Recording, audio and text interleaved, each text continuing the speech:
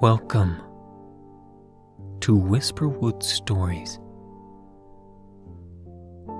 Today, we read 2 stories from r/missing411 and 1 story from r/paranormal. Let's begin.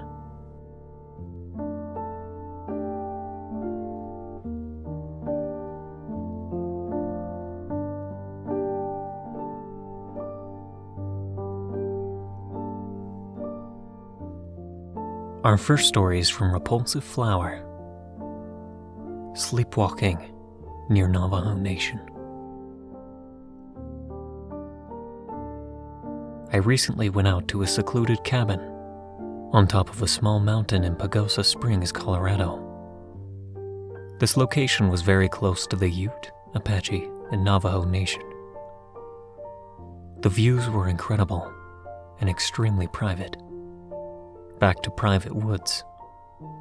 But I had a strange occurrence that I wanted to share to see if it may mean anything to someone. Or if there have been similar experiences, because I feel a little bit crazy. I had a terrible dream the second night, to the point where I woke up, but outside the cabin, in the dark, at legitimately 3 a.m. I felt like I should have been afraid, but instead I felt dreamy and blurry or fuzzy. We had a private trail outside of our cabin that led down the mountain, and to walk to it, you would need nice hiking boots and maybe even a walking stick. While standing in the dark, still fuzzy, I thought I heard someone call for me and felt compelled to start walking down the trailhead that was outside of our cabin door. It was about 40-ish feet away. That obviously would be a terrible idea, as I was in pajamas. It was super steep, and I had no phone or light on me. I remember nothing. I went blank and woke up the next morning feeling super anxious. I brushed it off, and we went about our day visiting Crete, Colorado, and grabbed a beer at a brewery we love. When we got back, as I was changing to shower, I found scratches on my thigh. Not just an oops, I brushed into something, but super red, precise, and moderately deep. More than a paper cut, but not worth stitches. There were 3 precise lines that almost made it look like a claw mark. We had not done any hiking that day or since my dream, so safe to say it freaked me out. I told my friend, who also got spooked, but we were lucky enough to even enjoy a private cabin, so we laughed it off. Sorry for the long rant, but it was just a weird encounter. Please let me know if this seems like a certain type of encounter. I enjoy learning more about what's lurking in the woods, and this encounter was weird. Thanks for listening.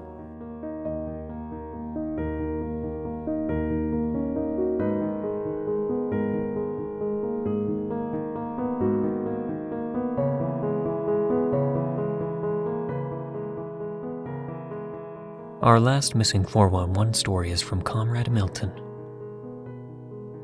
Experience in George Washington National Forest.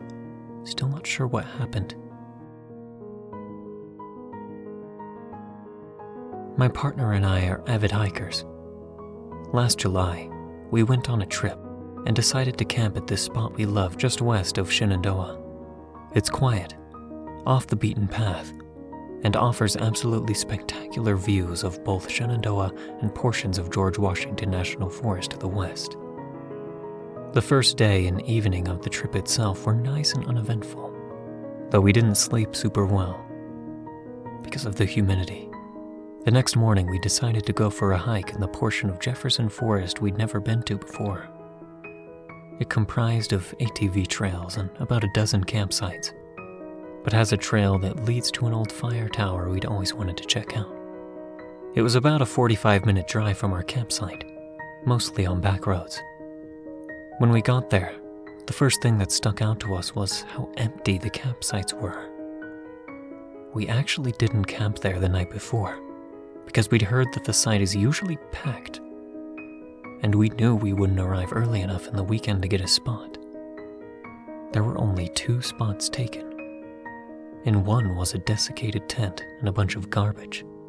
It looked like someone had been there for a while, but it was deserted when we arrived. In the other, there was a young woman, I'm guessing in her late teens, setting up a small backpacking tent. There was a truck and one other smaller car in the parking area. We parked and started getting our gear together, and the woman approached us to ask if we knew where the trailhead was. I told her that we'd read it branched off about 100 yards into one of the ATV tracks, but we weren't 100% sure which. Since I was getting such weird vibes from this place, I kind of hoped she'd stick around and go with us to find it. But she just thanked us and took off in the general direction of the trail. We set off and walked up and down a few of the ATV trails until we found the walking path. We saw 2 ATVs shoot by us at one point, but otherwise didn't encounter anyone else, including the woman from earlier. It took us about an hour to get to the top of the mountain where the fire tower was. It's an old metal structure, and you have to climb a narrow set of stairs to get up to the top of it. We got up, looked around, and took some pictures and started heading down. Honestly, the view was kind of a letdown. About halfway down, very suddenly, everything stopped. The birds, the bugs, it was dead silent. And I don't know quite how to put this into words, but it felt like the ancientness of this forest was contorting and crushing us. I felt trapped and cornered in spite of the expanse around us. My partner and I looked at each other wordlessly and started to book it out of there. We started running back to the car, but the feeling only followed us. As we were rounding one of the switchbacks, we heard this unearthly shriek, like a cross between metal on metal and a choir screaming off key. And we saw something. I just got a glimpse of it before we blacked out. I don't know how to describe it other than it looked huge despite clearly not taking up much physical space, and moved in writhes and flashes. It didn't have a color. It just felt like evil and emptiness. I probably only perceived it for half of a second before my memory just completely gave way. When we came to, we were sitting in a car and 2 hours had passed. Double the length of time it had taken us to get up there. I don't know if we lost consciousness or just somehow blocked those hours out. I learned later the exact same thing had happened to my partner.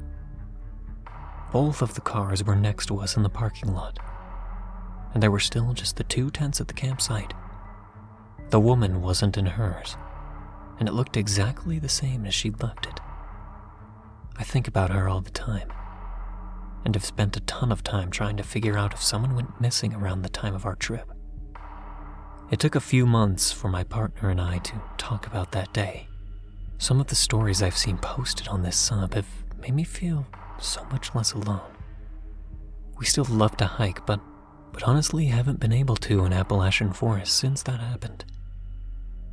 I'm curious if others have had other experiences like this.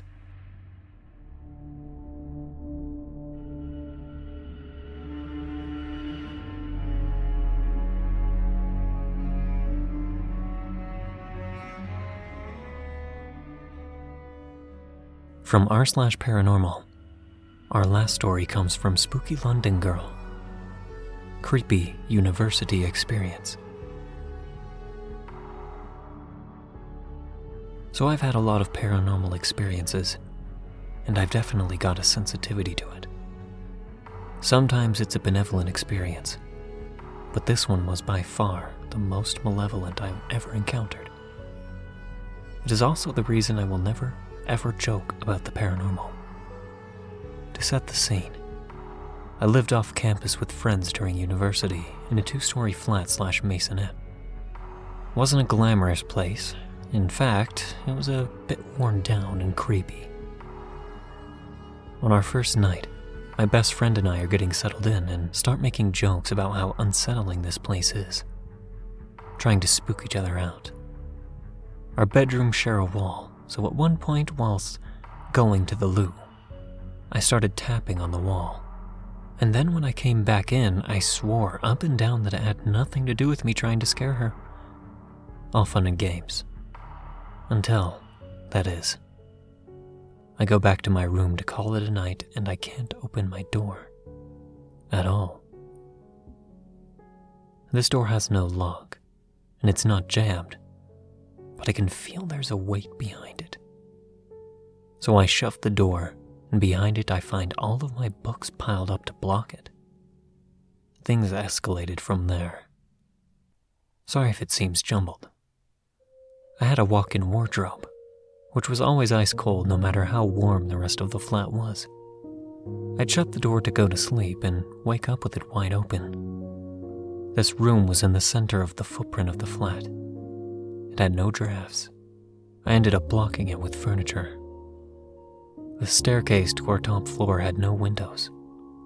You needed lights on day and night to use them, which you could turn on or off at the top and bottom. Almost every time one of us used the stairs, the lights would turn off and plunge us into darkness. There was also a loft hatch in the hallway that always had these dusty or sooty handprints, which always seemed like they were in slightly different positions every now and again. The smoke alarm beeped once every 43 seconds. For the entire time we lived there. It drove us crazy. The batteries were replaced, the alarm was replaced, nothing worked, and we had to live with it. I also felt like I was always watched. The worst thing was if I were in the house alone. On my way out, I would feel like I was being chased. I cannot describe the panic I would feel, literally like I was being driven out that door. I have never felt dread like that outside of night terrors. The final straw came one night when I sat in bed next to my window. Out of nowhere, the window shattered next to my face. And you can bet it scared the ever-loving Scoobies out of me. I slept in my friend's room that night, thinking someone had thrown something at my window. But when I went to see in the daylight, I found that only the inside pane of doubling glass was shattered. The landlord came to check it out, and they found that a beam in the loft had broken and fallen directly above my bed. No sign of rot or anything, just snapped. I took the hint and left that day, commuted to university for the rest of the year. I'm convinced whatever that thing was, it hated me, and I always felt like it's because I mocked the paranormal my first night there.